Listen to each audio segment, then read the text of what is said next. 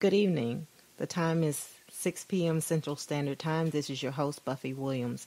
You're listening to the New Heights Show on Education. Welcome to the New Heights Show on Education. This is Pamela Clark, founder and director of the New Heights Educational Group. NHEG offers a one-stop shop for education.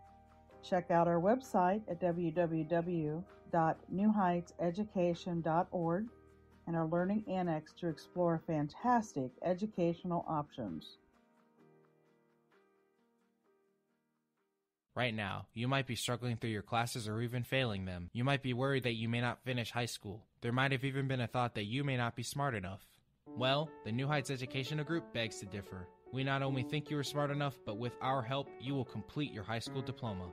The New Heights Educational Group strives to improve your academic success through its tutoring services. To learn more, please visit newheightseducation.org and contact us. New Heights Educational Group, educational resources to help reach your goals.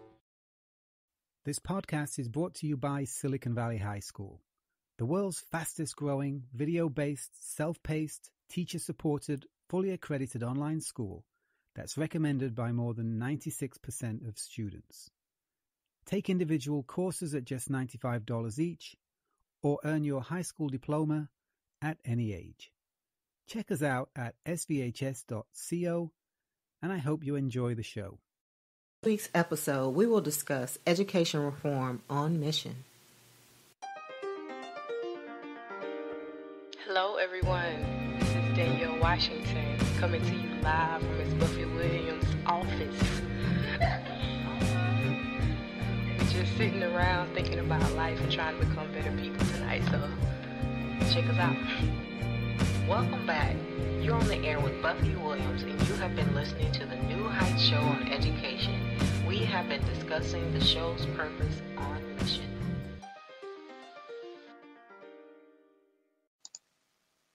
I want to say Happy Hanukkah and Merry Christmas Eve to my listeners out there. Thank you for joining me on this Christmas Eve. I know that you are enjoying time with your family and your friends, and if not, I hope that you find somewhere where you will feel welcome during this holiday season.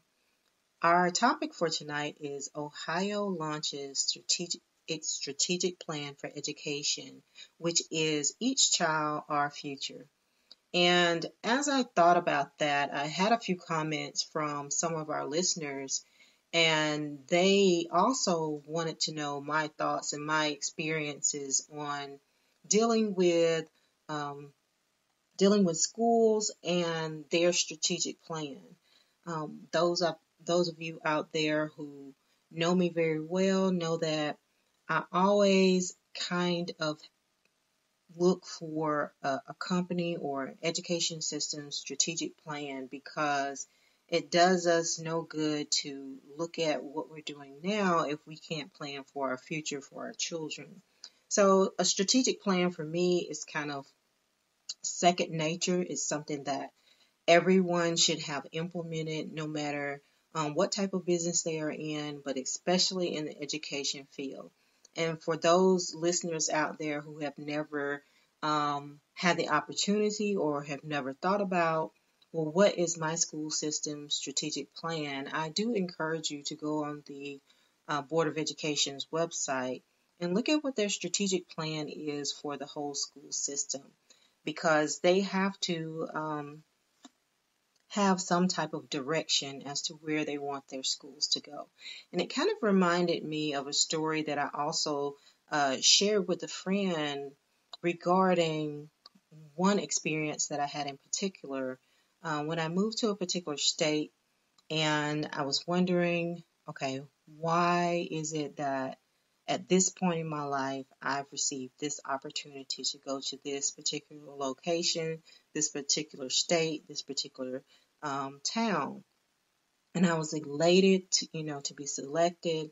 And I talked to you all about before, I work with low income and first generation college students. But I also work with high school students who are in that same population.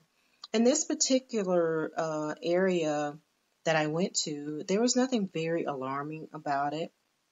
I went, my my supervisor at that time was one of the persons who was one of the initial trio programs. And he was able to, um, uh, I would say, coach me in a way and nurture me in a way to show me what were the true aspects of the TRIO program regarding the regulations and legislation and how they should be implemented within the school, the 2-year school structure, the community college structure at that time. But one of the things that I noticed about the area was it was one of your typical, what we would call in the South, the typical town, where on one side of the tracks, and literally we're talking about the railroad tracks, um, one side was, they seemed to be doing very well. The students seemed to be very engaged in school. And then when I went to the other side of town, I saw that there were a number of students there were multiple generations who had not graduated from high school. And I was so disheartened by that experience because in my small mind, I thought that at some point in America's education system that we had kind of gotten to a point where at least we could get everyone graduated from high school or at least having their GED or having some type of a trade. Because when I was in school, that was one of the big proponents in school. You had some type of direction. We had vocational schools. We had recruiters coming in and out. If you wanted to join the military, we had the junior ROTC programs, and we had a number of different vocational professions. And for those who want to go to college, of course, there was that avenue out there for them as well. So in some ways, I thought that our education system as a whole at that point was doing a really good job of nurturing the students and giving them varying options of how they could better their lives and have a quality life and a quality career.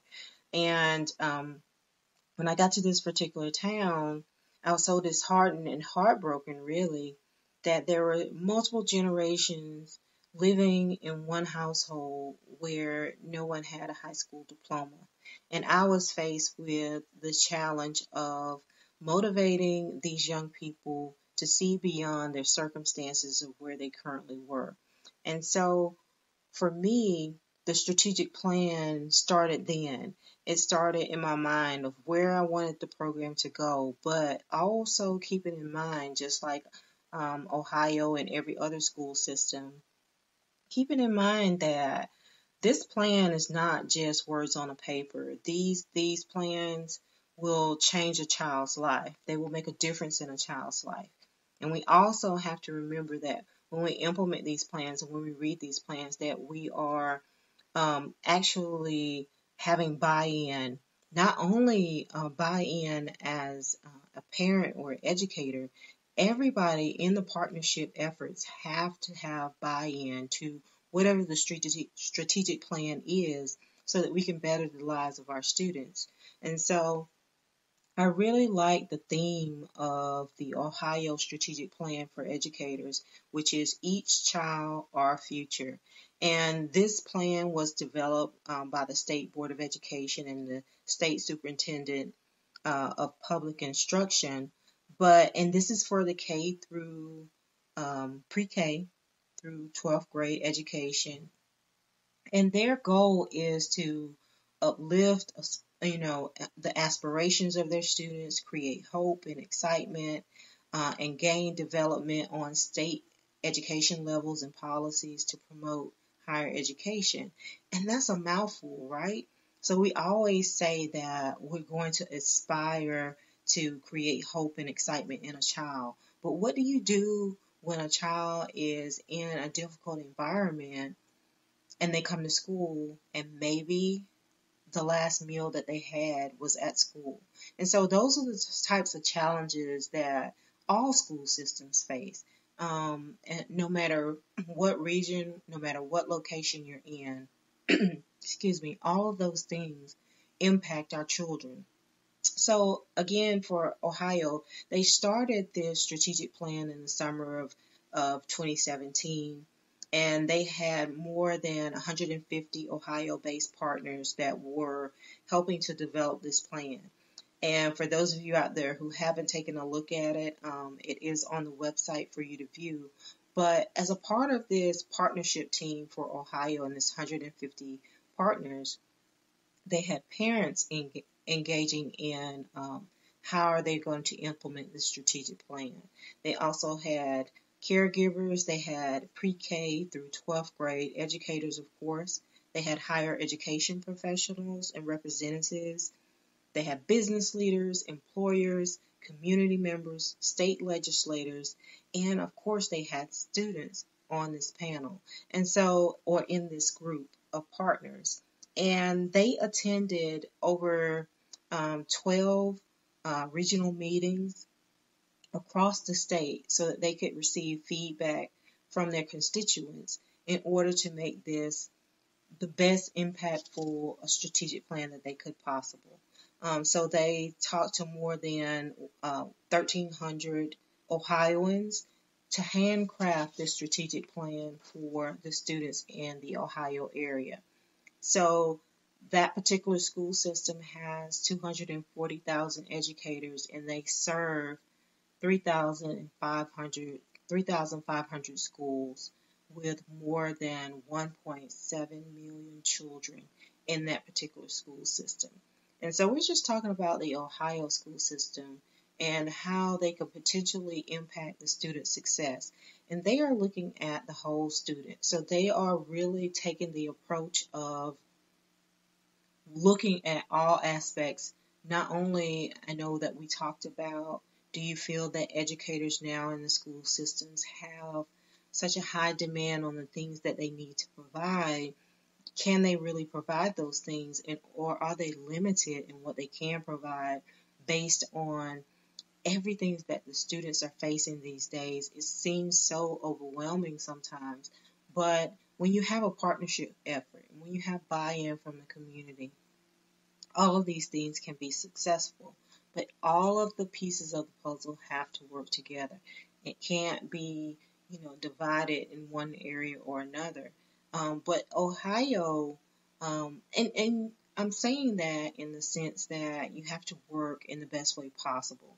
You have to sometimes agree to disagree. You have to sometimes do what's definitely always in the best interest of the child, but taking into account, okay, what is our long range goal here, and how can we reach that?